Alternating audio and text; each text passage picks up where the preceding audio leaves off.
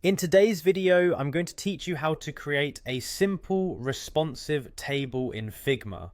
Whether you're a seasoned designer or a beginner, this step-by-step guide will walk you through the process with ease and clarity, enabling you to incorporate beautiful functional tables into your designs effortlessly. First things first, head over to your web browser and navigate to Figma, the collaborative interface design tool. If you're not already familiar with it, Figma is a great platform that allows for real-time collaboration on design projects.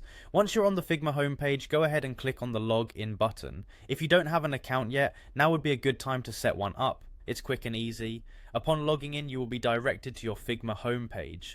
Here you can manage all your projects and files with ease. What we want to do next is click on the Design tab. This is where all the magic happens, so let's head over there and get started on creating our table. Now that you're in the Design section, it's time to select Action from the list. This step will help us to access more functionalities within Figma that will be crucial for our task today. Once you've clicked on Action, you'll need to search for Table using the search function. Figma's interface is pretty intuitive, so this should be straightforward. After searching for Table, you'll see an option pop up titled Tablefy. Click on it since this is the plugin that will help us create and manage tables in Figma.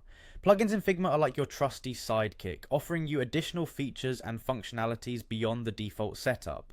Once you have Tablefy loaded, you'll notice a Run button. Clicking Run will execute the plugin, initializing the setup needed to start building your responsive table. This plugin will streamline the design process, giving you more time to focus on creativity rather than the nitty-gritty technical details. By following these steps, you'll be well on your way to designing versatile and visually engaging tables within Figma.